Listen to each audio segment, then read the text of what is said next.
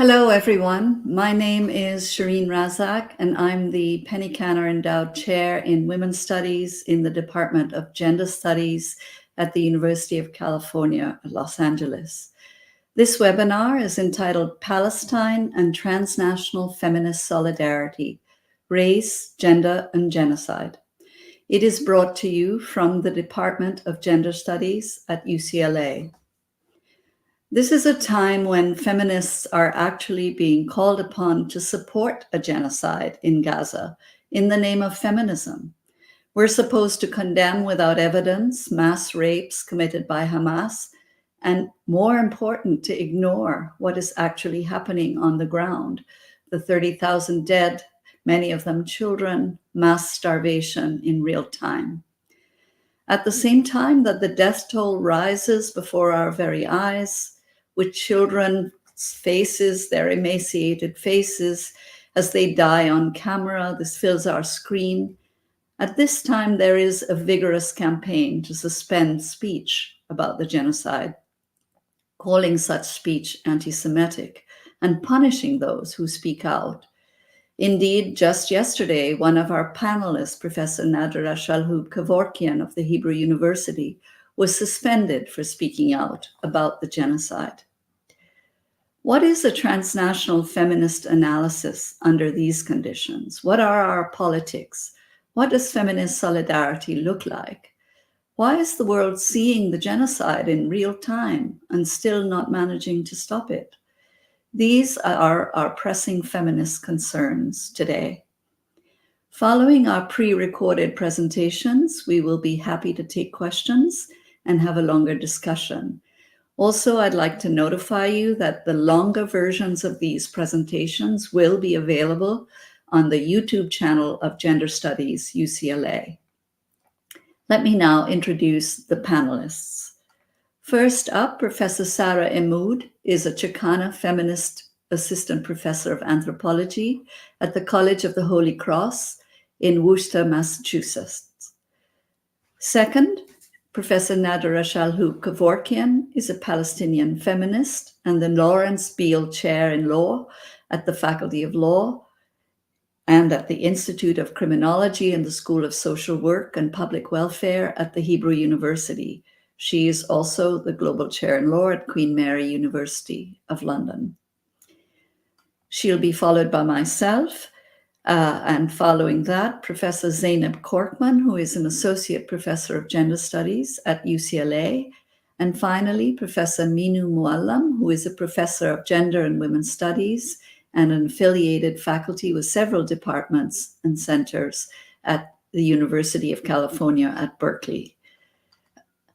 We will now begin with the presentations, and this will be followed by going live and having a discussion among ourselves and with you.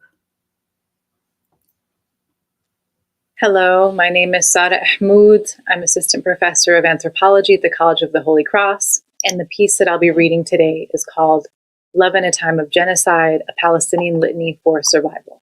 What does it mean to practice feminism in a moment of bearing witness to genocide? I wrote this question in my notebook on the morning of Wednesday, October 18th, 2023, after reading through the daily counts of Israel's ongoing atrocities in Gaza. 4,200 Palestinians killed, including at least 1,000 children, and over 1 million displaced in just 10 days. As I stared in disbelief and thought of the people behind the numbers, I received a WhatsApp message from a young woman scholar in Gaza, Mona Amin, with whom I had first spoken several weeks before Israel commenced its genocide on Gaza. She had reached out to interview me for a research project on global Palestinian feminism. We scheduled a call and ended up speaking for an hour or so, she asking her questions in Arabic, me responding mostly in English, with reflective pauses, bursts of laughter, a dropped call after the daily power outage in Gaza, a reconnection finally, and sharing stories in between. Our exchange that day was meaningful, as most connections are with Palestinians in Gaza. We did not stay in touch in the weeks after, each of us back to our busy lives, but I messaged Mona as soon as I heard that the war had begun on October 7th, a war that, in reality, began 75 years ago. Her first reply, quote, "I am not fine at all. My neighbors and my colleagues are martyrs now. It's my turn now. Just pray for us." Day after day, as the death toll mounted, I worried about Mona and I continued to write to her. Mona was, like many Palestinians in Gaza at this very moment, suspended in the alternative space-time of colonial war, waiting for death, expecting it to arrive at any moment, while also fighting for her life. She had already lived through multiple Israeli assaults on Gaza: 2008, 2012, 2014, 2021, the timeline we all memorized, and survived them. And she was also there when her younger brother's foot had to be amputated due to injuries he sustained from an Israeli airstrike in 2014. Originally from Beit Hanun, a city in the northeast of the Gaza Strip, Mona and her family fled their home after receiving a warning call from Israeli occupation forces to evacuate the area in the first days of the war. They knew their neighborhood would be bombarded next, and it was. Somehow, during all of this, Mona managed to text me that their home was destroyed in the bombing, rendered uninhabitable, and that they were forced to seek refuge in the Sheikh Radwan neighborhood of Gaza City. When I asked her if she had a message to women and feminists around the world in this moment, she replied, "My message to all women and feminists is to just keep posting about Palestine and Palestinians, and to spread the truth, to spread the news as much as they can, to keep talking about us. We are not numbers. Tell the world that we are not only under bombing as every time before, but that this time we are under a genocide. Tell the women and feminists that huge numbers of mothers lost their children, and huge numbers of children will complete their lives without their mothers. Keep posting and posting and posting about us, and keep us in your prayers." Today, as I read and reread her messages over 5 weeks into the genocide, I am holding close to the memory of the kindness in Mona's voice when we spoke that day before all this began.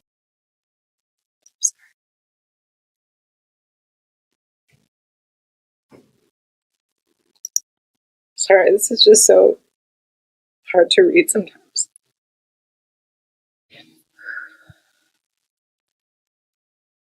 Even though she's still there.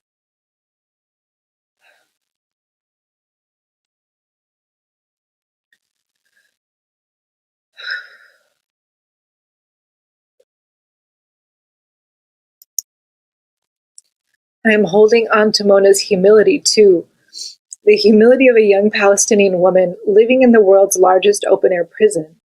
When she asked about how I, trapped in all the privileges of bearing witness to colonial genocide from afar, in a US academic institution no less, understood feminism, about how I practiced it as a diasporic Palestinian. I am now especially humbled by one of her questions.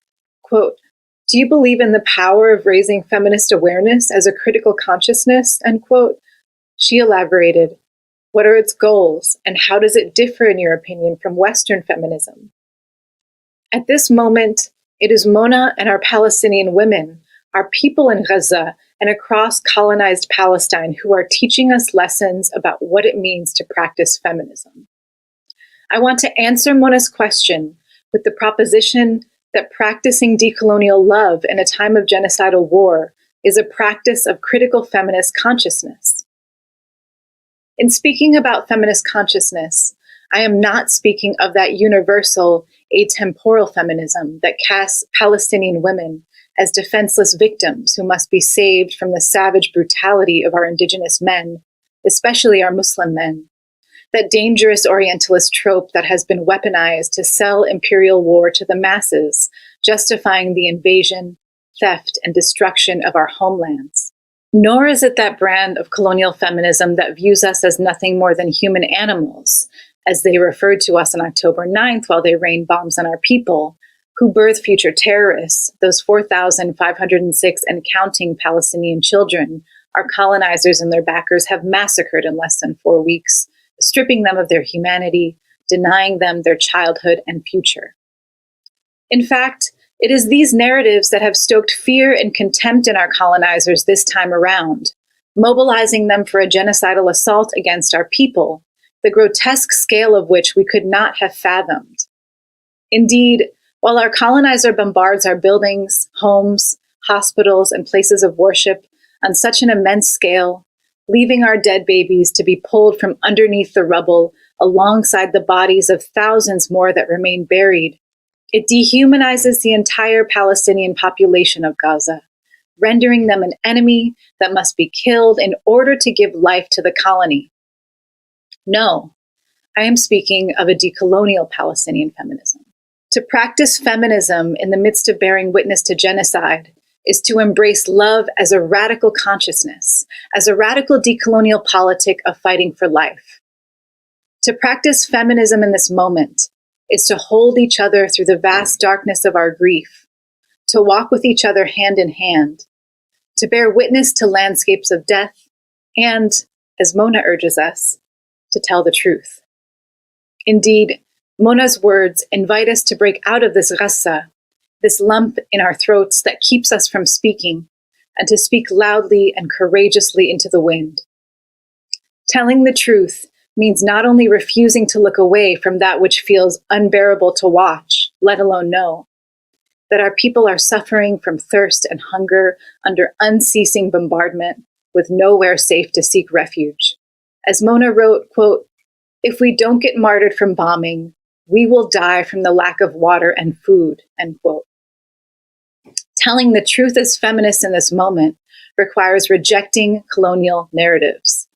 It requires boldly affirming the power and creativity of our life force that we have always possessed and cultivated as Indigenous women, the power we have always wielded in service of dismantling settler colonialism and genocidal war, thrusting its overbearingness into crisis. In the same breath, telling the truth means amplifying our visions for freedom and dignity. If we listen, we can witness the fractals of these visions in the voices of our people in Gaza, like Mona, who said, "I survived many wars, but this one, I don't think I will survive. I don't want to die. I have dreams. I want to have the chance to travel, and I want to have a chance to do my master's degree and then my PhD. I have many dreams. I am still young." Tell the world that I am here, one among many. All the people here are traumatized and don't know how to express it, but we will not forget. Please keep talking about us, keep telling our stories and spreading what is happening now, and keep us in your prayers. Mona's message, her affirmation that she is still here despite many wars, that she has dreams, and that she and we will not forget, is an affirmation of Palestinian life and future-making in the midst of colonial attempts at epistemicide and memoricide on top of genocide. I responded to Mona that we will never forgive the world that has allowed this to happen, nor will we stop fighting for our people's lives. I told her that I would share her words and that we love her and we love our people. To love our people and our homeland are one and the same. That love is something the colonizer can never comprehend and can never take away from us. To know this, to feel this love deeply, is to know that we have already won. This is Nadera Shalhoub-Kevorkian, and I am speaking to you from the Old City of Jerusalem. I'm a professor of criminology and social work, both at Queen Mary University of London and at the Hebrew University of Jerusalem. And my talk is entitled Ashla, that is, and it's body bags, body parts, body remnants, and the culmination of the genocide in Gaza. So I will be really talking about something that I have written about before, which is criminalities in spaces of death. But this time I'm speaking during the ongoing genocide in Gaza, with the loaded evidence of body bags, of body parts, of wounded flesh, wounded children, where there are so many questions that are posed, where the political place given to brutal state killing and the colonized wounded flesh, what is called ashla in Arabic, is my point of departure. I'm really wondering and asking, what is the political work of the brutalization of the scattered, of the cut to pieces body parts, of a newborn, decomposed, dead flesh, of bodies of my beloved ones? So I am staging ashla. In Arabic, ashla is the scattered body parts, is the wounded pieces of flesh, to shed the light on the relations of force and the racial hierarchies in this context, in the settler colony, that are really imbricated in biopolitical and necropolitical domains of the racial command over the dismantled and torn flesh of the Palestinian. And I want to argue that ashla, the scattered body parts, the wounded, the dispersed flesh, reveal the insatiability, appetite of the colonizer to make it impossible for the Palestinian to even be, to be in the flesh, to be as a whole, and to rise above the wounded organ, the torn pieces of the flesh. So this is where I'm starting. And the reason why I chose to speak about ashla is a kid. His name is Abdullah. And Abdullah Abu Sultan from Gaza is a 15-year-old kid who decided who I met when learning that he decided to write a book. He used to write books before he had a teacher who taught him how to write novels. But during this war, the genocidal war on Gaza, Abdullah's teacher was turned into ashla. He was hit by a rocket, and he became body bags, body parts. And Abdullah decided to dedicate his next novel to grief, but to really memorialize the love and to honor his teacher. This is my point of departure. My point of departure is the ashla, the body parts, the body bags, the flesh, but the scattered flesh in Gaza today. And I'm inviting you to read with me the violence inscribed on the body, the violence inscribed on the dismembered dead body, on the shattered flesh, on ashla. And therefore, I want us first to look and to try to think of ashla from an ontological inquiry, and to think ontologically into the centrality of the dead and the dispersed, the ashla, to examine the matter of the body and the body flesh, and namely the dead and the ruined flesh, to provide an understanding of the politics of wounding, of the politics of torturing, of the politics of culminated unchilding, as the politics of enlivening, as Abdullah have done. So if I start from there, and I think through the writing and through the discussions that were raised by many scholars, I see that, not only ontologically, I feel that Palestinians are perceived, as non-human.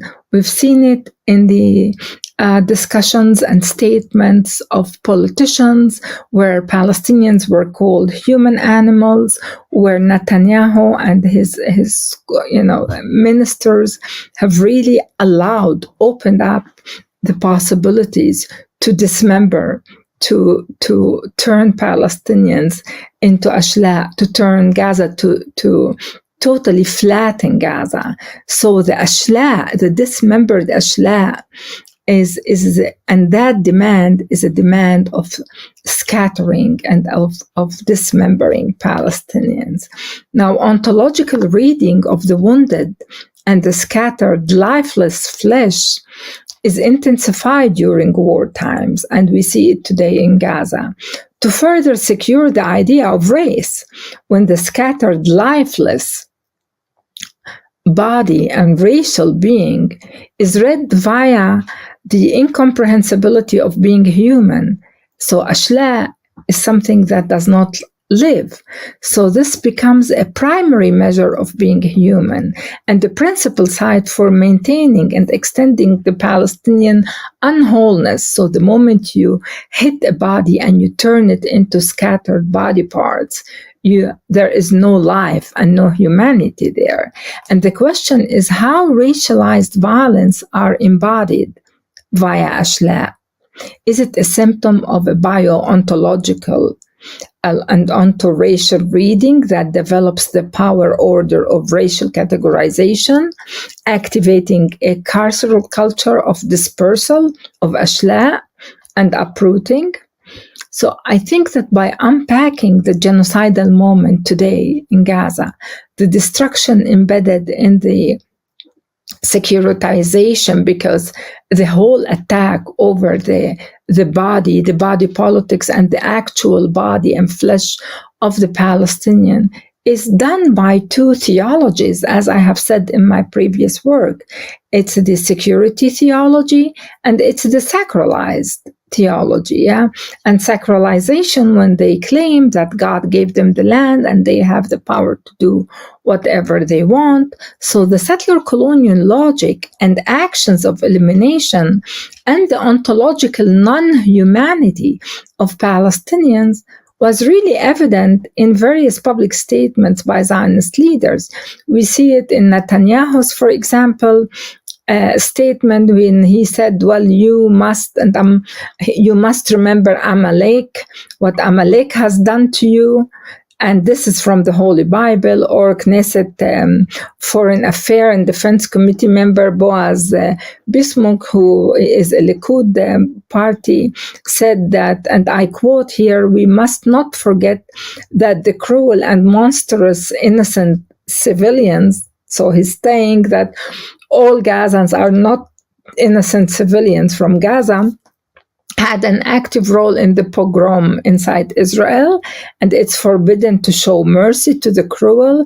There is no place for any humanitarian gestures. The memory of Amalek must be wiped out. So again, wiping out, flattening Gaza, or the fact that they're talking about starving them. And we've seen 2 days ago how there's a massacre called the Flour Massacre, where people were running towards getting flour to feed their kids, and they ended up in dying. Over 100 were killed and 750 were injured. So that call to destroy Palestinians, to starve them to death, to throw a nuclear bomb and turn them into ashla, is what made me center death, center the overkillability, and center Abdullah's insight on ashla as part of the matrix of my analysis and the coloniality of non-being for Palestinians. So Abdullah is telling us that the coloniality of being in an anti-Palestinian world is about being ashla, is about being body parts.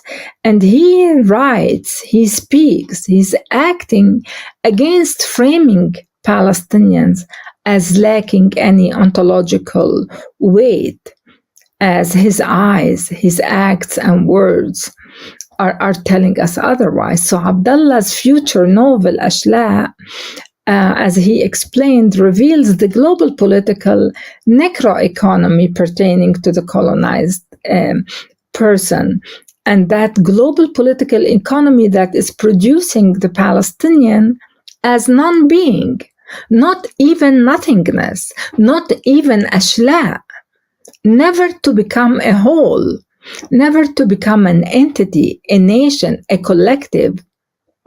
And that the unchilded in Gaza are something else, are the richest of the earth. They are ontologically different, those Palestinian kids, Palestinian people, maybe even sub-ontologically different, yeah? So here I'm centering ashla as a difference, as ontologically non-existing, which is a difference between being and what lies below being, what is marked as dispensable, as non-grievable, as disposable, as scattered, yeah?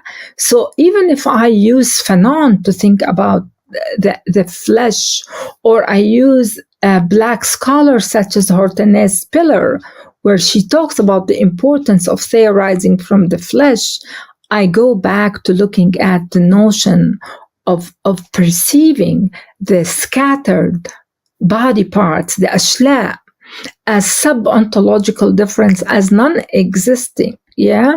So here, that sub-ontological non-existence as a human, I argue, as ashla, indexes patterned colonial politics that refuse to accept the wholeness of the Palestinian. So number one, I want us to remember that what Abdullah is teaching us is he is teaching us about the ontological non-being of the scattered body, not even the whole body, not even the flesh, but rather the scattered, diffused body. I'm taking it to another space where Abdullah and where others are trying to take me.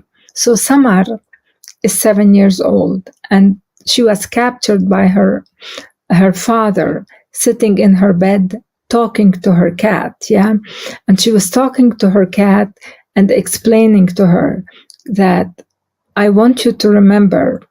And she's holding the cat and telling her, listen, if I will die, you need to promise me. You really need to promise me not to eat my ashla. I think that Samar is teaching us, number one, that it seems that the only person that can listen to Samar, that can listen to the Palestinian voice, is the little cat. It seems that the world is not listening to the dispersal, to the ongoing Nakba, to the scattered body parts of the Palestinian. But Samar, like Abdullah, like the father, like the Palestinians in Gaza, are innovating new modes of dealing, of refusing to be non-being. So Samar is talking to her cat because the world failed to listen to her.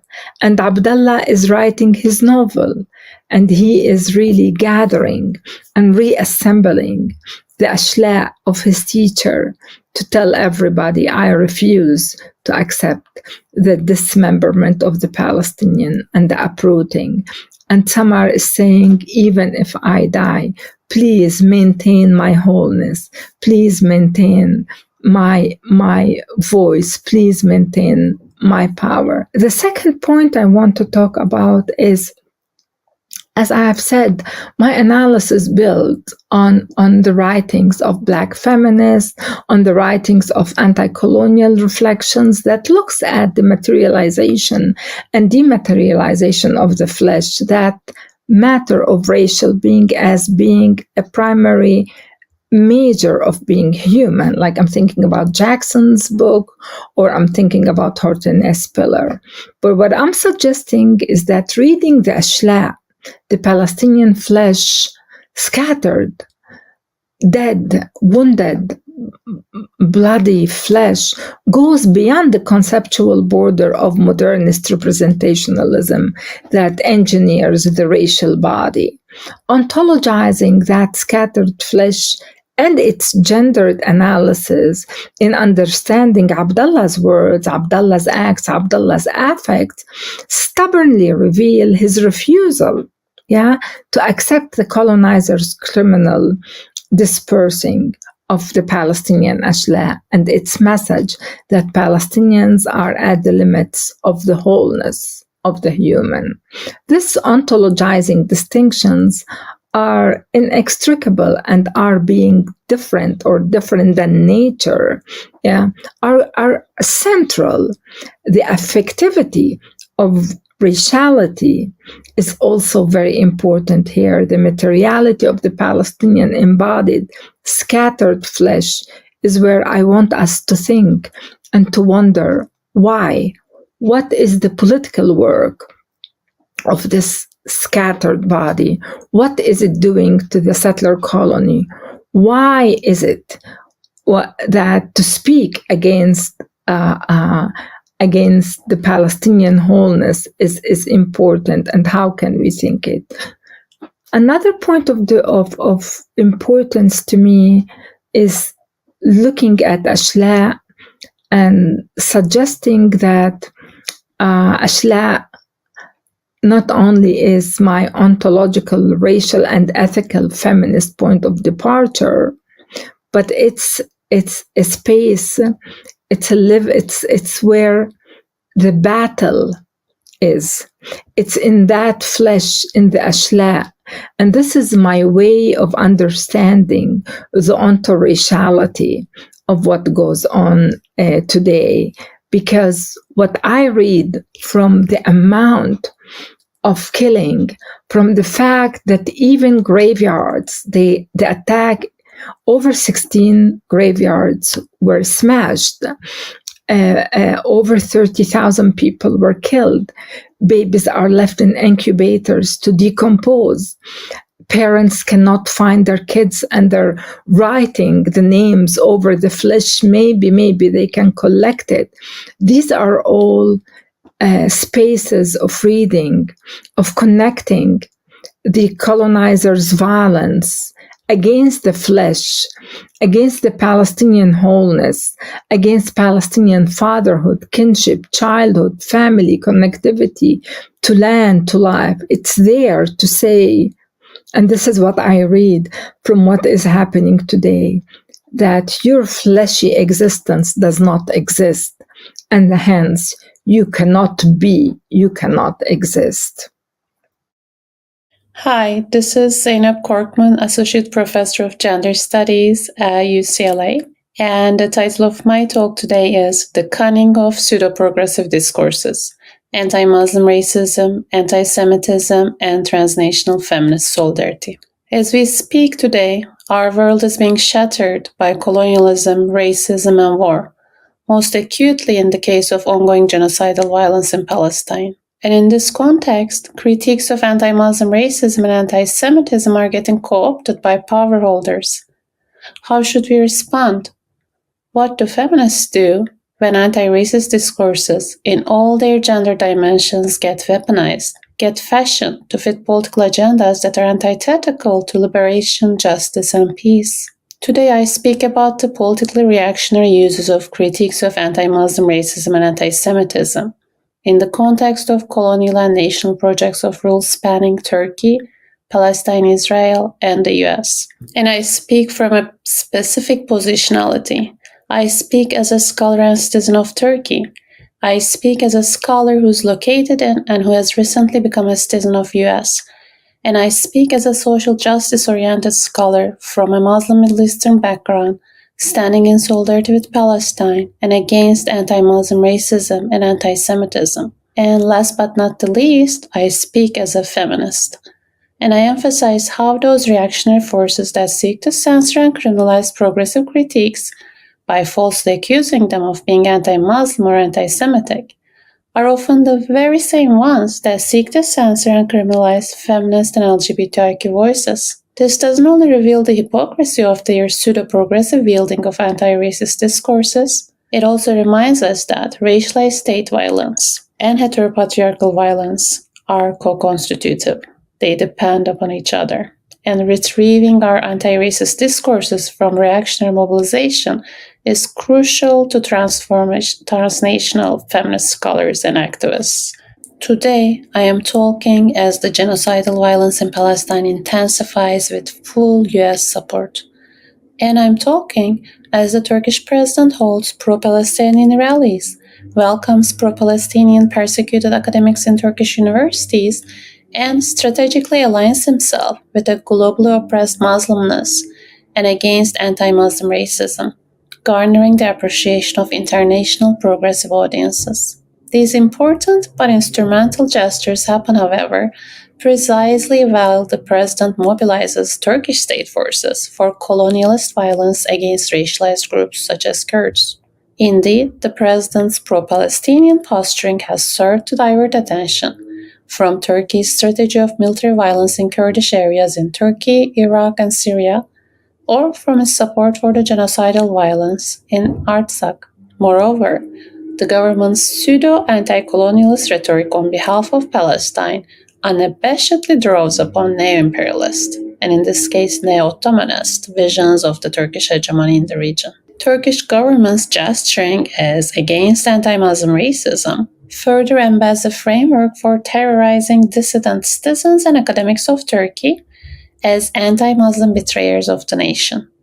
For example, Turkey had been busy with the mass criminalization of over 1,000 academics who had petitioned against military violence in Kurdish regions. They were then targeted as anti-Muslim, anti-Turkish betrayers, and these academics were criminally persecuted with the accusations of propagandizing in support of a terrorist organization. Such attacks were accompanied by the dismantling of proto-ethnic studies programs where minority languages like Kurdish were taught in Turkey. Not coincidentally, this came hand in hand with attacks on feminist and LGBTIQ social movements and with attacks on gender studies in the country.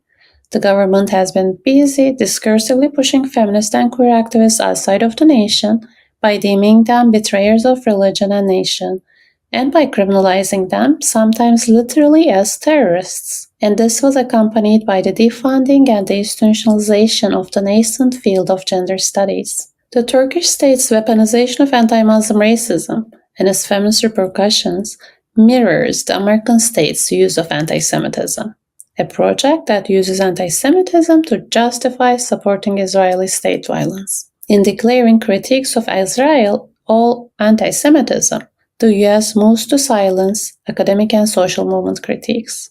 In this context, the pseudo-progressive appeal of fighting anti-Semitism moves out of the frame the long-standing and ongoing colonialist violence against racialized Muslims of Palestine and beyond.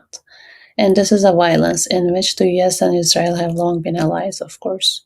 It also effaces the long-standing and ongoing doxing, harassment, and ousting of faculty and students by Zionist groups and by university administrations moved by them. Such brazen misuse of anti-Semitism is part and parcel of the broader attacks against critical race, feminist, and LGBTIQ initiatives, and even against diversity as such now. The effect is to further enshrine an American brand of whiteness, which continues to be deeply and violently misogynist, anti-LGBTIQ, anti-Muslim, and if ironically, anti-Semitic. So across these contexts, the weaponization of pseudo-anti-racist rhetoric by power holders have been the discursive track through which violence against racialized populations get legitimized and dissent gets silenced. In other words, there is nothing essentially ahistorically progressive about wielding a critique of anti-Muslim racism or anti-Semitism for that matter. These critiques might and do become appendices to violence and domination. This does not diminish the need to vigorously analyze and energetically organize against anti-Muslim racism and anti-Semitism. Rather, this means that the mere invocation of an anti-racist stance cannot unconditionally serve as a marker of legitimacy. As transnational feminists, our analyses are central to understanding the mistranslations and reactionary appropriations of our critical discourses, and central to navigating these fraught terrains. We cannot assume that anti-racist or feminist discourses will travel and translate accurately and uniformly through their travels in space and time. Nor can we afford to vacate them. We are here to defend feminist and ethnic studies, which are under immediate peril in this time of re-energized attacks on academia. We are here to reclaim anti-racist and feminist discourses in this time of their misappropriation as appendices to colonialist and imperialist violence. And we recommit to understanding the many transnationally informed localized struggles we find ourselves in. We recommit to tracking the mistranslations of our progressive discourses, and we recommit to forging lines of communication and connection towards transnational feminist solidarities. My name is Sherene Razack, and I'm the Penny Canner Endowed Chair in Women's Studies in the Department of Gender Studies, and I'm also the Chair of Gender Studies. In early February of 2024, the French Minister for Gender Equality announced that she would withdraw funding from feminist groups who did not hold the same analysis of what happened on October 7th during the Hamas attacks in Israel. Principally, she said, if feminists did not agree that thousands and thousands of women were raped and killed, and if they did not condemn Hamas, they would lose funding. Feminist groups repeated over and over again that they condemned all violence and that they condemned all violence against women in particular. But they wanted to consider what was the evidence for mass rapes committed by Hamas on October 7th. Even when the extent and description of the violence that the French minister advanced was proven to be false, thousands and thousands of women were not brutally killed and mass raped, feminist groups were still condemned and were told they would be denied funding. And all of this would occur through policy and law. So the targeting of feminist groups for censure and the accusation that they failed to care about Israeli women and failed to care about violence against Israeli women really turns on a very specific notion of gender and a very specific notion of gender violence.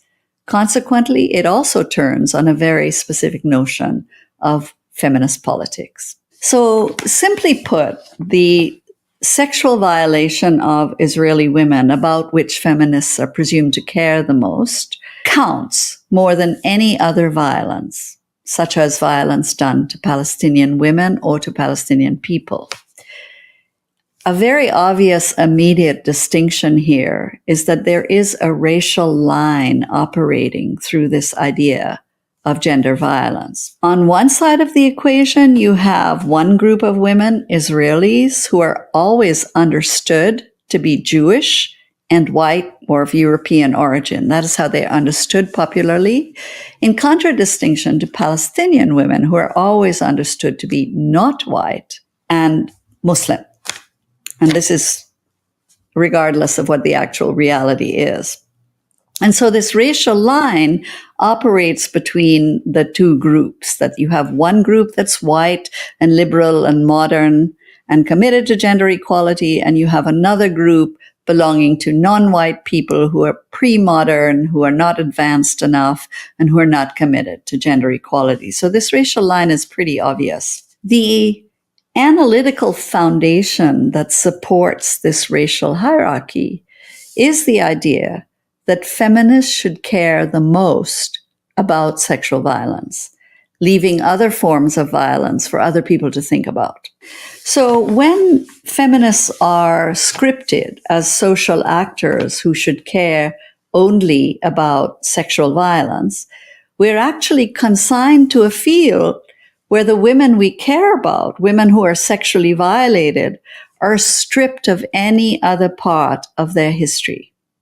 So what emerges is a kind of formula. It's a single axis explanation that leaves other parts of women's lives completely in shadow. The understanding that gender is principally about women who are at risk of sexual violence or who are targeted for sexual violence This introduces the idea of a universal woman. If this is who all women are, and this is how you define who all women are, then women who don't have this part of their biography as the only part of their biography that matters are necessarily not as much women, or not even women at all.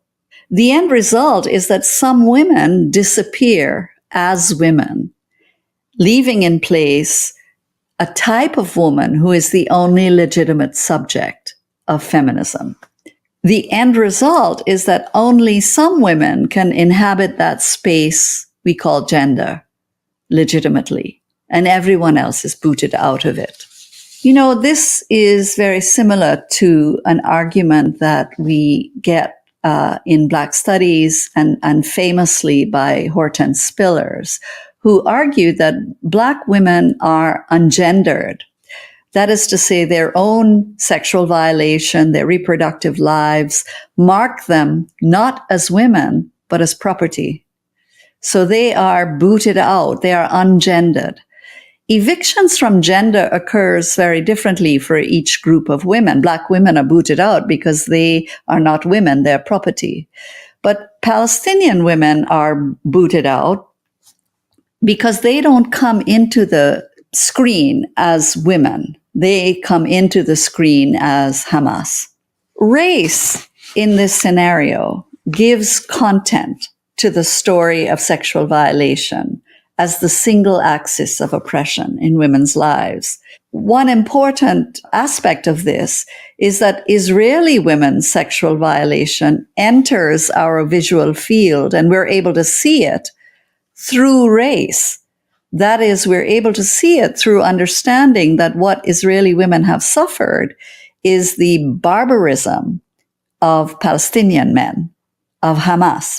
Relatedly, Palestinian women can't enter our visual field as targets of sexual violence unless we understand that as targets of sexual violence, they're really targeted by their own men. So we can see the sexual violence if it comes from their own men. We cannot imagine, for example, that Palestinian women might be targeted by the Israeli Defense Forces or Israeli soldiers. So their sexual violence and consequently their standing as victims doesn't really come into the picture unless we consider the racial aspect of the explanation.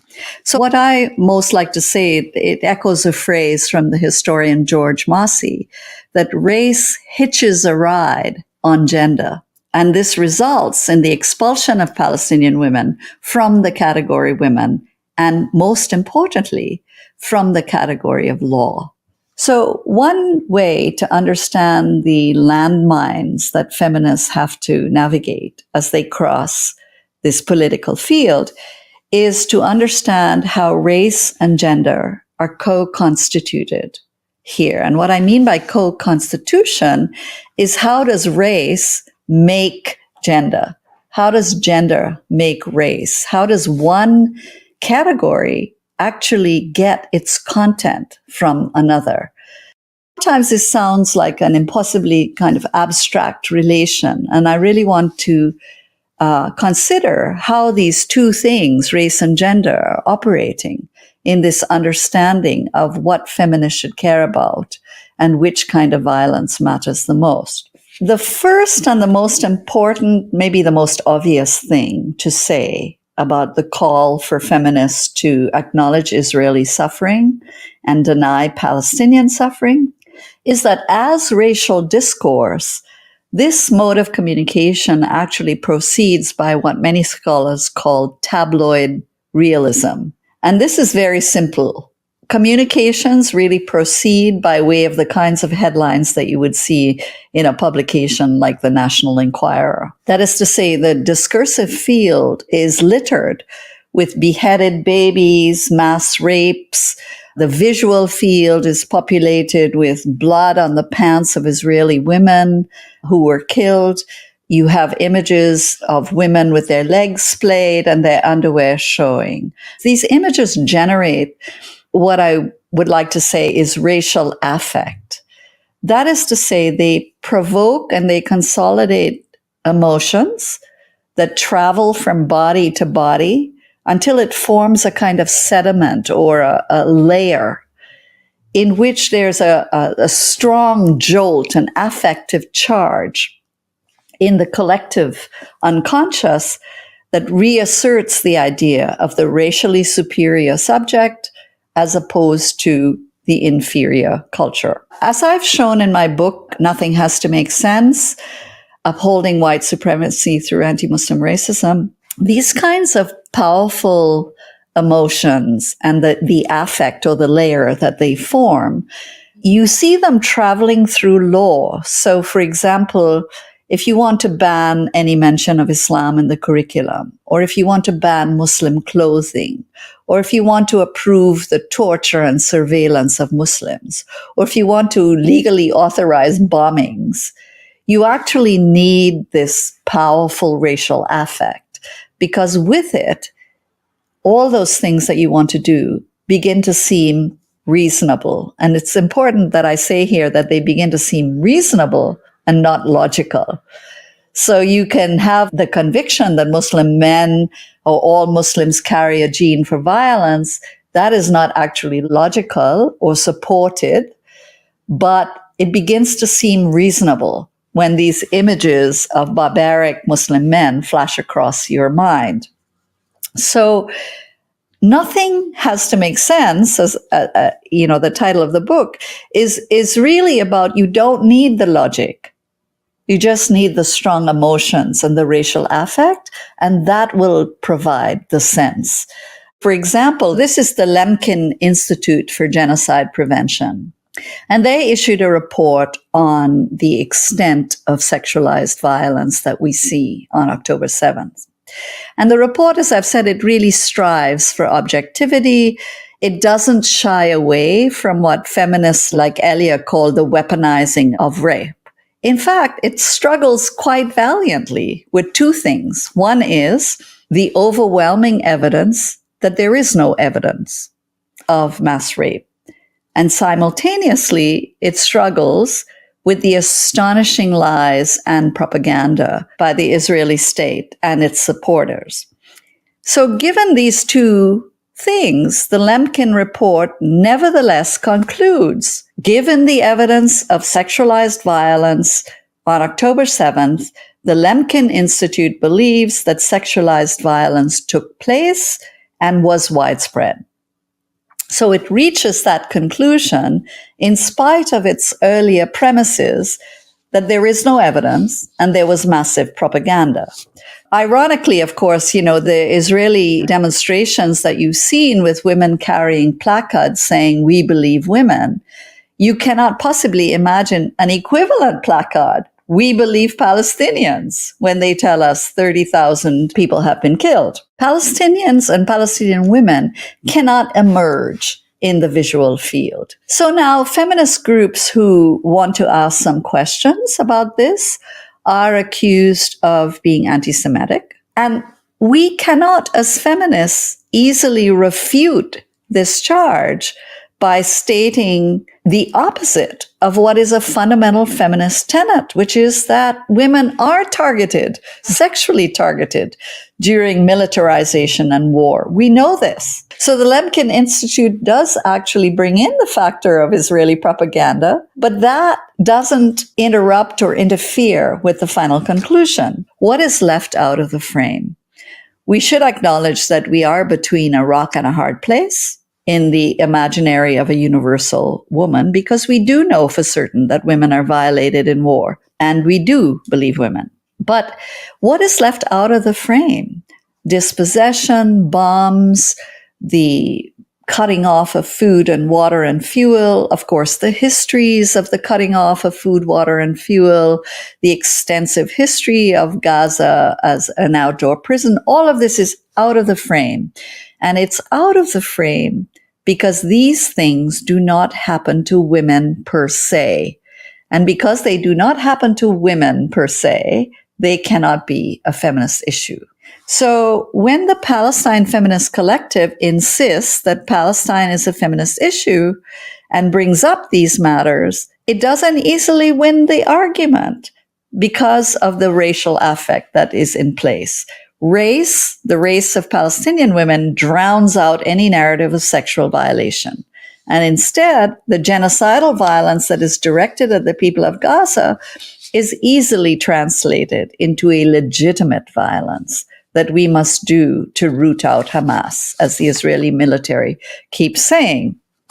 So Gaza has no real people. It only has Hamas.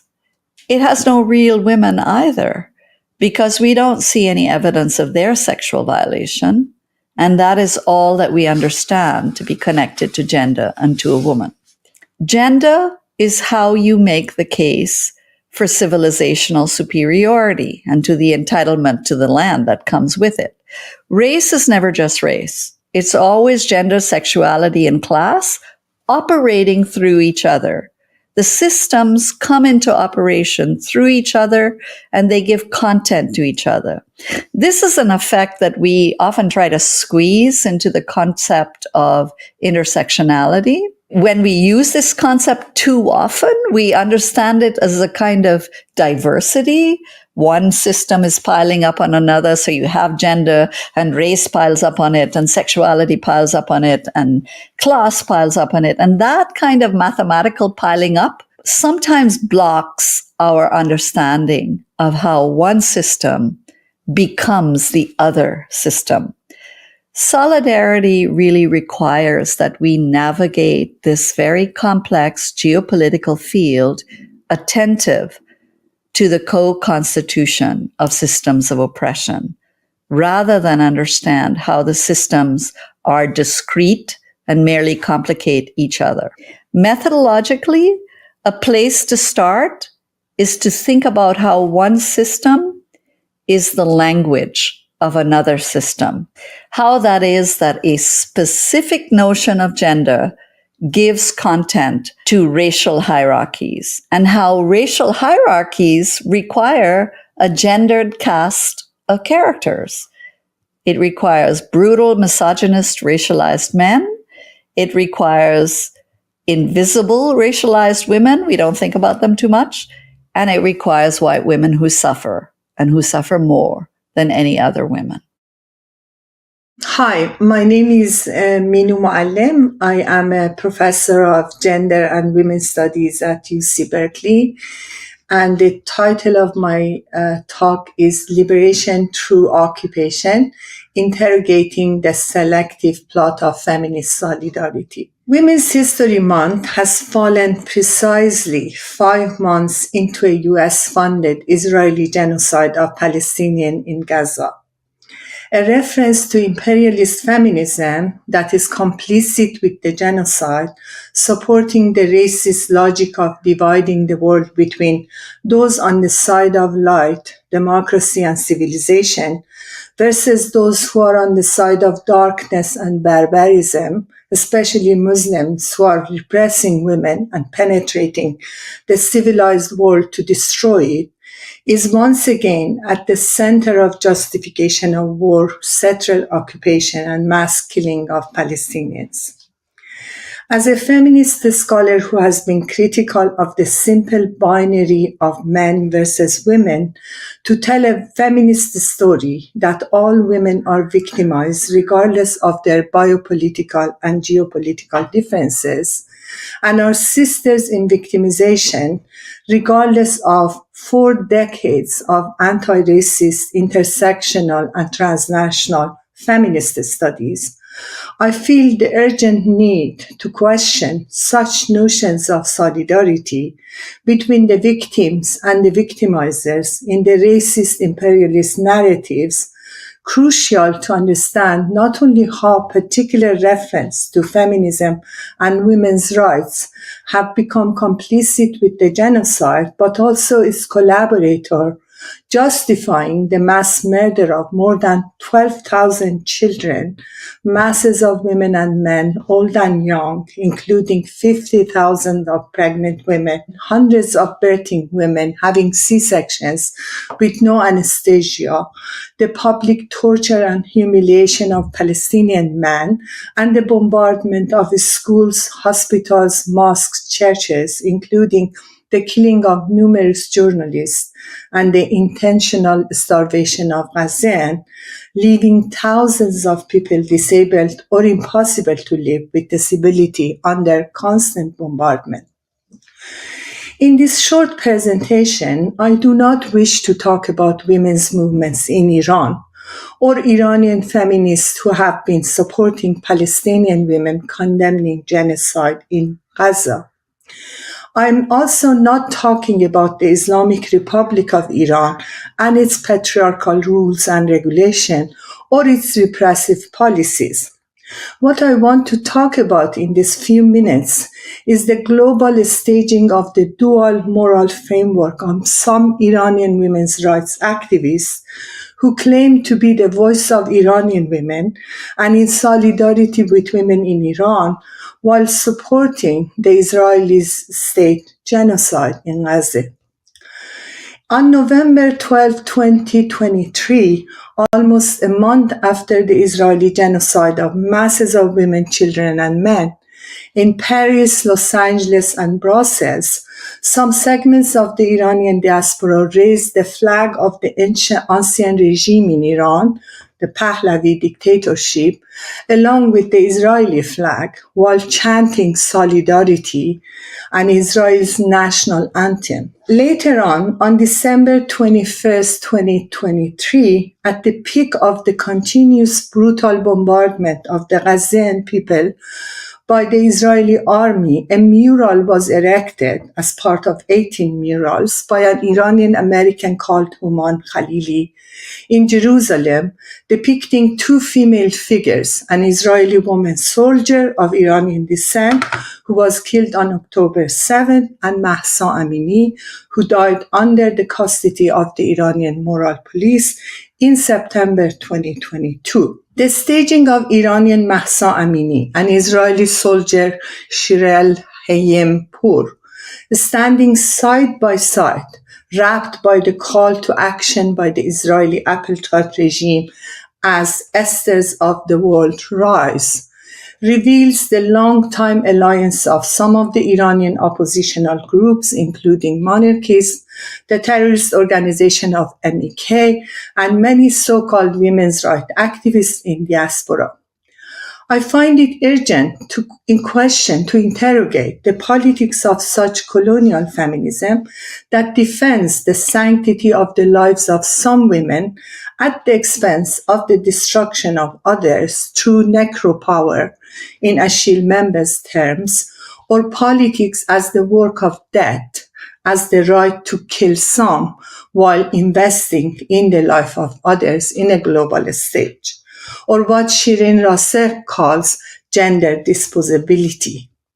The dangers of a universalized worldview feminism and its neoliberal weaponization and its refusal to neither decenter nor acknowledge its role in what we witness as the racism of extermination is yet another facet of the imperialist and Zionist feminist saviors and their twisted logic of saving some women at the expense of mass killing of the others.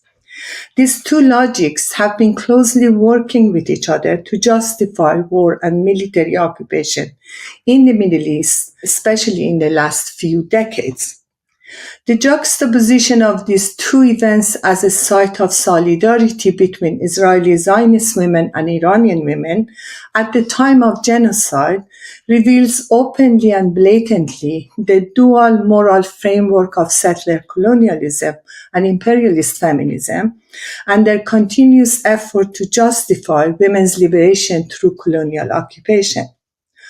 Of course, this is not the first time women's issues have been weaponized and used to justify war, militarism, and the destruction of the colonized.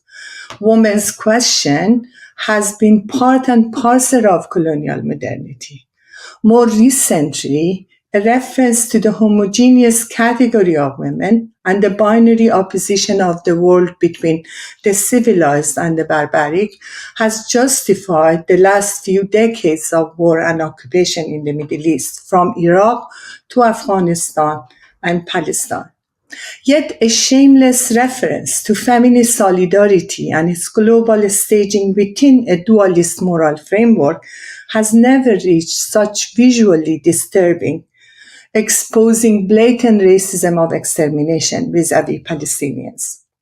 While sadly, social media has facilitated the fabrication of lies with bombs, it has also created an opportunity for all of us not living in Gaza to witness the horrific images of dead bodies of masses of women, starving children, brutalized men, and the destruction of the whole landscape.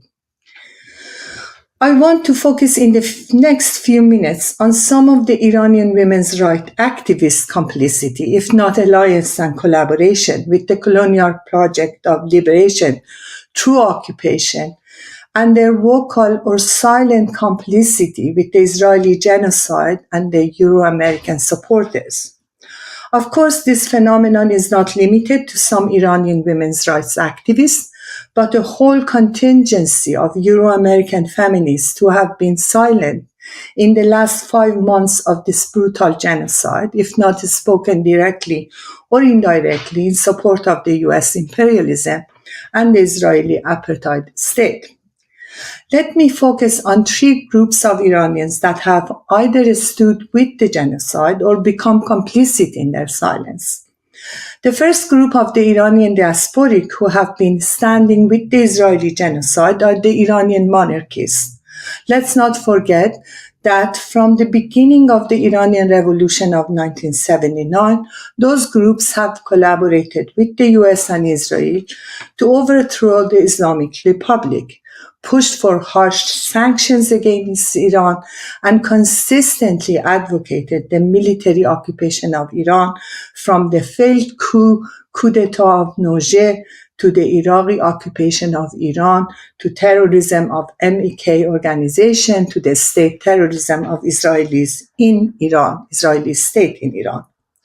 Islamophobia, Aryanism, and racism have been core components of these groups' ideologies. Indeed, various media platforms from BBC Farsi and Voice of America to Saudi and Israeli TV channels from Iran International to Manoto, which has been closed since January 2024, have been working hard to fabricate a nostalgic idea of the Pahlavi dictatorship era as the good old days of alliance between Israel, Iran, and the US. In a video uploaded on the internet, an Iranian woman contesting the headscarf confronts a veiled woman in Tehran and shouts, "I'm not like you, I'm an Aryan." Indeed, such examples leave us puzzled about the convergence of racism, anti-Semitism, Zionism, and Islamophobia. The second group is what I call the native informants, or those feminists or women's rights activists who, since their displacement from Iran, have been collaborating either with the liberal or right-wing think tanks and media platforms in the US, Europe, and Israel in their support of imperialist agenda of the Euro-American and their regional allies in their continuation of imperial and neo-colonial intervention in the region. As feminists, these women's rights activists or native informants, in Spivak's terms, have categorized or internalized their perception of Iran from the point of view of imperialism, Zionism, and Islamophobia, claiming that this is a battle between democracy and what they call Islamism. Many of these so-called diasporic activists in the US, Israel, and European countries have been pressuring the US to increase its deadly sanctions against the Iranian people, to intervene militarily in Iran, and to liberate Iranian women through war and occupation. These groups have been writing their communities of history and culture back to the temporality of the empire and its regimes of knowledge production. For example, on December 11, 2023, 2 months after the brutal genocide in Gaza, a so-called women's and human rights activist called Lila, who has been calling for a feminist revolution in Iran, gave a passionate speech in a pro-Israeli vigil in London and declared that, in quote, now we are witnessing here people talking about genocide, ethnic cleansing, about hate on humanities. Where is their humanity when they say from the river to the sea? They're chanting for genocide. The people of Iran is on your side, meaning Israel, on my side, and the side of humanities. End of quote. On November 18, 2023, another Iranian native informant, a self-affirming women's rights activist and a darling of both liberal and right-wing and Zionist media, Masih Alinejad, called for an Israeli attack on Iran, emphasizing the urgency of international unity to prevent further victimization of Israelis. The collaboration of these so-called women's rights activists with some of the most misogynistic and racist right-wing political leaders, such as Donald Trump and Pompeo in the US and Israel, in their Palestinian woman washing, is another example. The third group, and the group I am the most concerned with, are those Iranian women's rights activists who have remained silenced vis-à-vis this genocide, pretending that nothing is happening on the global stage, on the one hand, and on the other hand, launching in the past few weeks a campaign against the so-called Iranian gender apartheid regime. The dual moral framework of these women's rights activists expressing so much concern by putting on the map the human rights of Mahsa Amini during the Women Life Freedom Uprising, and their silence and complicity with the genocide of masses of Palestinian women shows the appeal of the colonial imperialist feminism after more than 4 decades of anti-racist, anti-colonial feminist scholarship and activism, including post-colonial transnational feminists, feminists and queers of color, and anti-colonial, decolonial feminists in the global south. In other words, the activism of these women's rights groups not only lacks a comprehensive and intersectional approach, but fails to address the relational nature of various forms of oppression and violence on a geopolitically uneven global stage. Recognizing that Palestine is indeed a feminist issue underscores the importance of addressing not only gender issues, but also broader social justice issues. Standing in solidarity with Palestinian feminists means actively opposing ethnic cleansing, the racism of extermination, and the everyday violence of settler colonialism in their lives, including systematic oppression, discrimination, and displacement of masses of Palestinians since 1948. Palestine is indeed a feminist issue, since as long as the genocide of Palestinians, women, children, and men is taking place in front of our eyes, there is no liberation for women. It's ridiculous, if not impossible, to be a feminist, to oppose violence, to care for women's lives and freedom, and to support genocide. Thank you.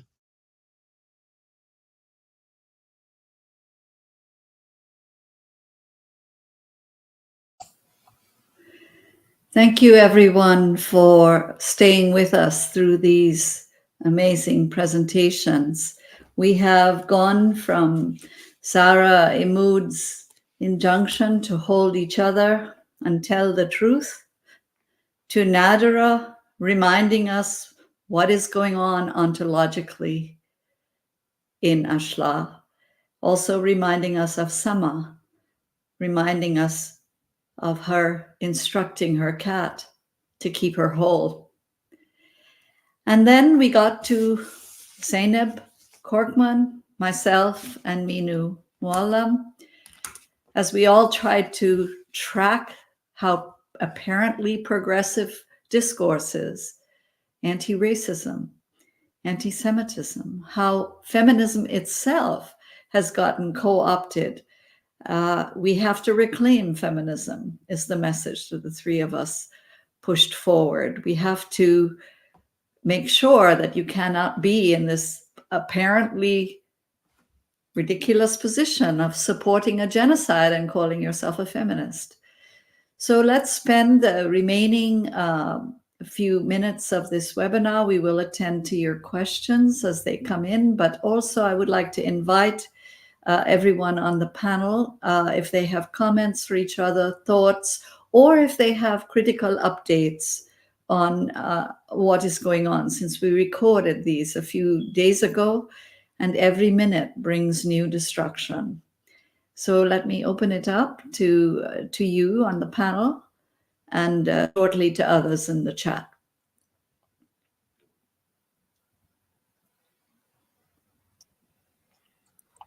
Well, I'm happy to begin. Thank you all again for these amazing presentations. I always learn so much from each of you and from each of your body of work. I really want to uplift Nadera, Professor Shalhoub-Kevorkian, who has just been such an amazing inspiration as a feminist scholar in this moment. And I think it's important to uplift and support all of the generations of our Palestinian feminist scholars and storytellers in all of the ways that we can, especially in a moment when they're actively, when there are active attempts to silence our voices, and in this case, right, the attempt of the Hebrew University to punish and criminalize. You're speaking out against genocide, which is a very feminist act. And I just want to say that Nadera is one of my greatest teachers. And one of the first things that she taught me as a young graduate student is that love is a method, right? And part of practicing that method is listening deeply to our people, to the voices and stories that are most marginalized and oppressed, even within our own hegemonic narratives, and to those narratives that are most often invisibilized, the stories of our women and children, but also the stories of our spaces, our homes, the stories of our bodies. And I think she continues to model this method of love in listening deeply to even the story of the dismembered flesh of our martyrs in Gaza right now. And I'll just mention that, I was teaching your last book last week in one of my classes, Nadera, on childhood, on unchilding. Which has been a concept that has been so critical to us in our movement, but also to so many others across the globe. And the book really deeply affected my students. And as a final assignment, I invited them to practice love as a feminist methodology by writing collective love letters to Palestinian children. And I just wanted to share, if I have the time, a piece of one of them now as an act of love for Nadera. And as an illustration of how deeply her scholarship is valued. So let me just read a very small portion of this letter. All right.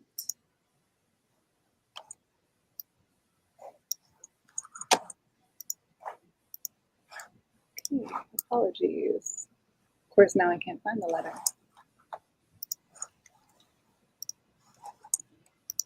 I'll let someone else continue and I can come back to the letter when I find it on my screen. Sarah, do you want to say a little bit about, in response to comment from Barbara Barnes about the concept of decolonial love? Yes, of course. Yes, the concept of love. I mean, I think our movement has always been a movement of love, of radical love and desire, radical love for our people and our homeland, which is at its core about an affirmation of Palestinian life.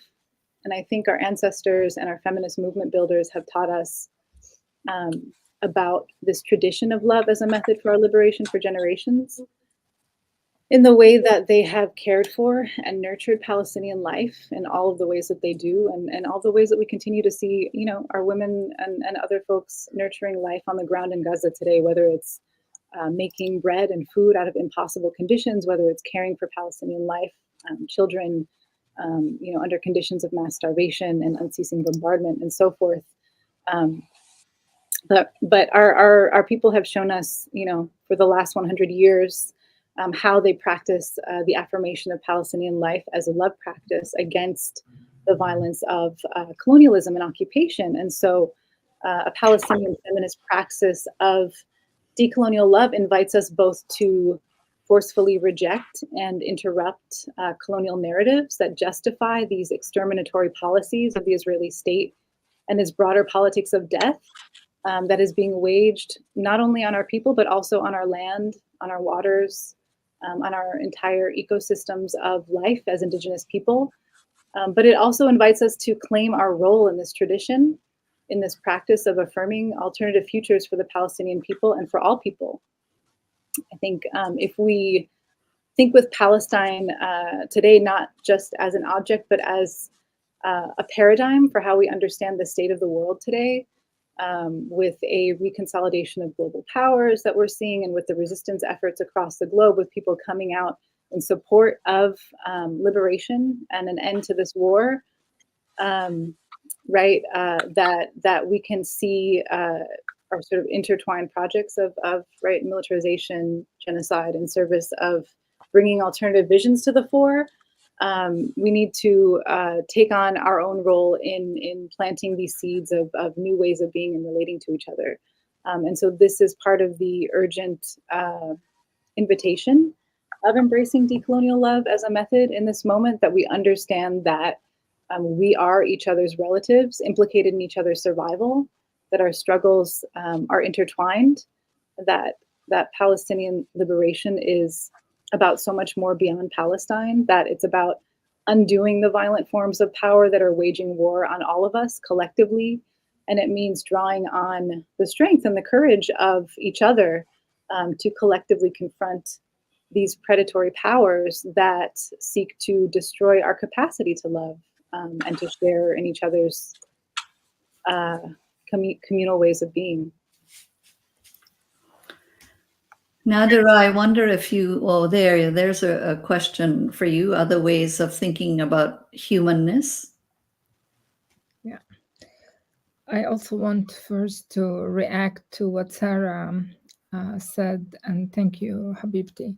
But I want to say something that, if you remember when we were collecting letters from girls in Jerusalem, when we were conducting the study on access to justice, one way of trying to exercise feminism in a different way, we needed to fight with international women organization, feminist organization, to consider letters of love as letters that speak about access to justice, about justice, and about the racism against the gendered body and the gendered self, and so on.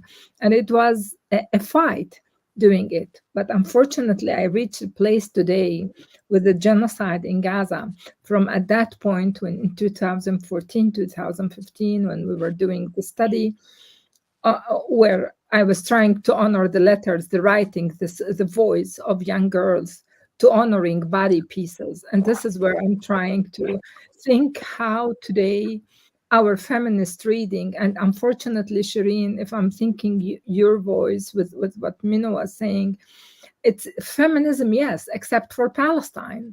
Mm-hmm.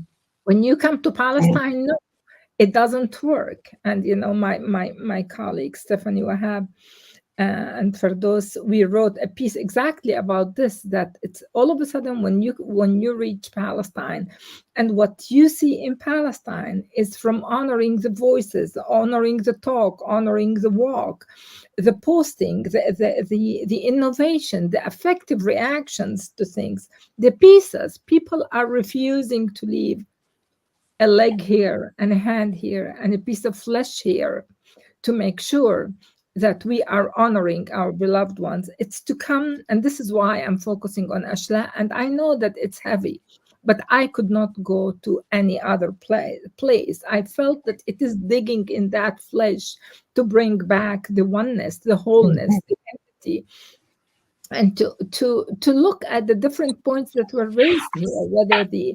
geopolitical modes of turning Palestinians into Ashla, whether it's what's going on in the settler colony, where from 48, cutting Palestinians of 48, 67, Gaza, Palestinians that are in the diaspora, Palestinians that are in refugee camps. And it's that the collective is still there.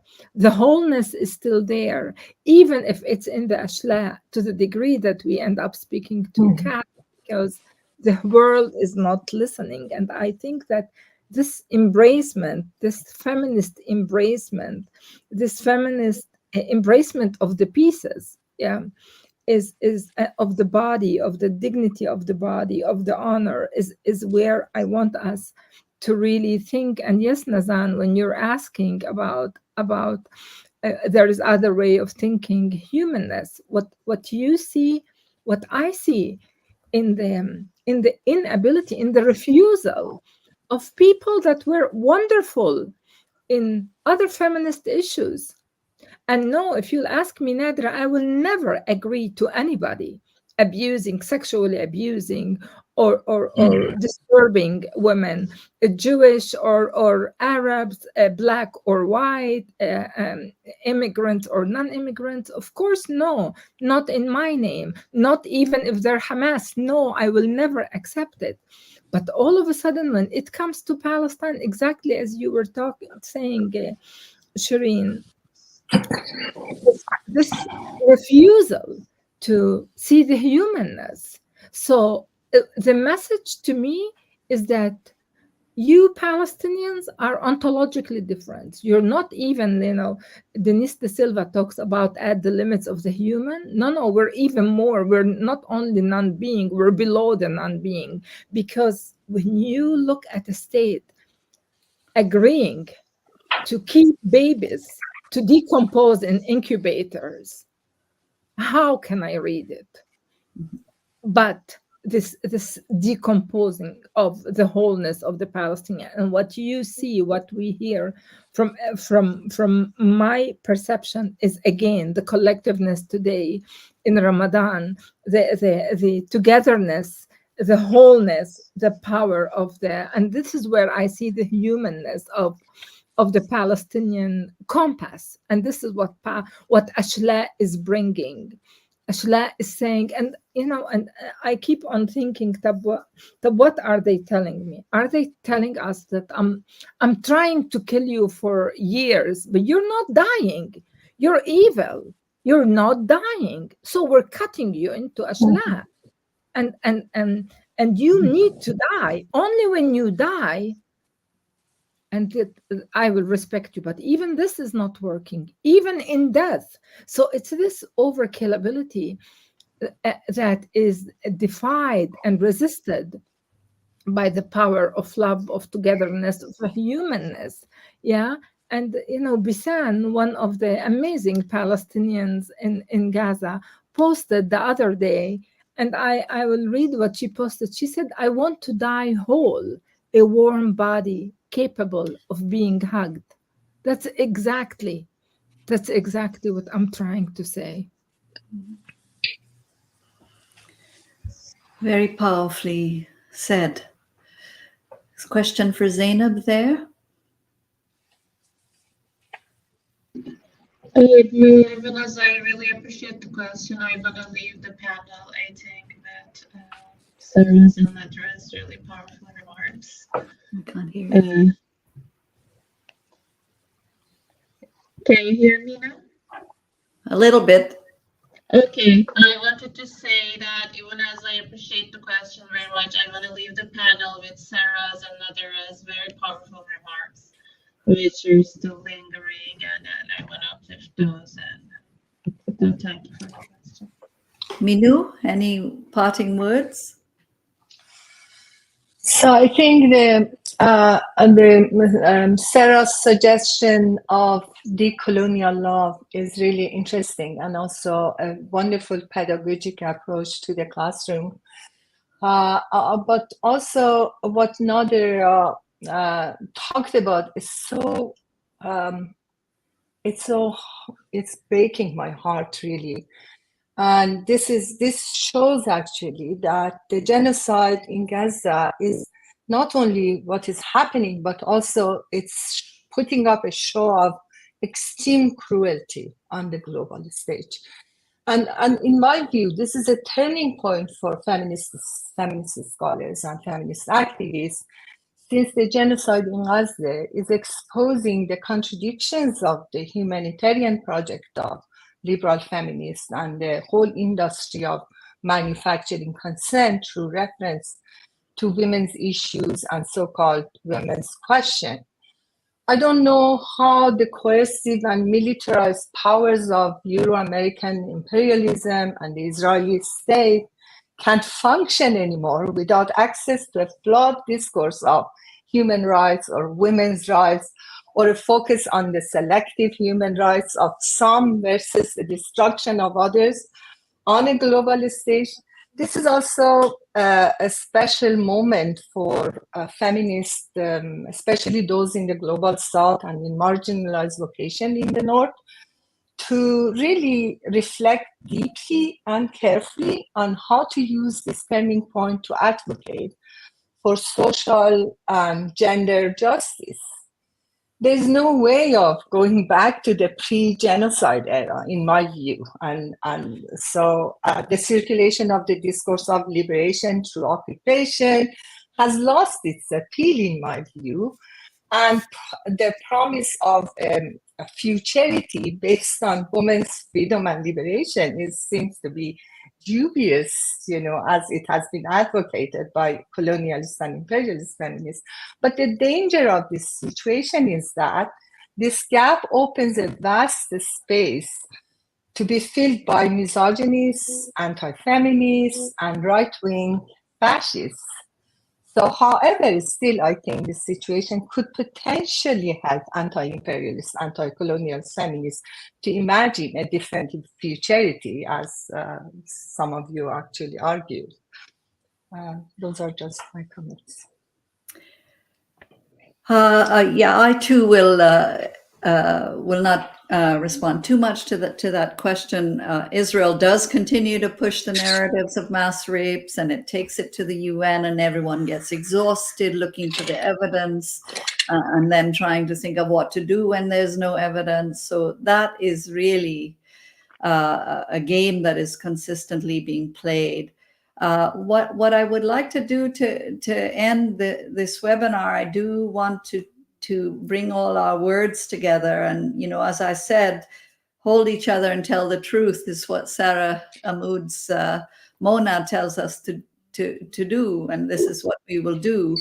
But I think Nadera, Zeynep, Minu, you have all presented to us. Minu, I hear your words. There is no going back after this genocide.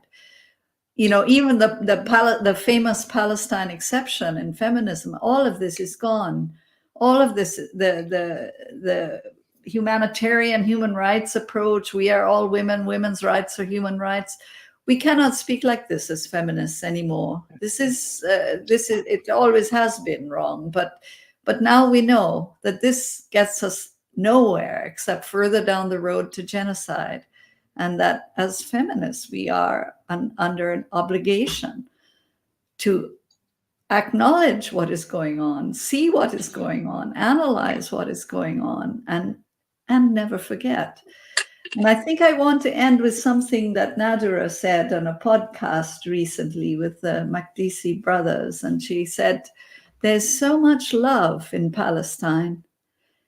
And I want to leave us with that, because I think it is a bit obscene that the rest of us have to hang on to Palestinians for dear life in this moment, since they are the ones who are losing their lives. But hang on we must, because there is so much love in Palestine. And it is what we need now. Thank you all for being on this webinar. And for everyone listening, anyone who is still listening, it's been long, I know. You can get to this webinar and recordings from it, especially longer versions, at Gender Studies YouTube channel. Thank you again. Thank you. Thank you.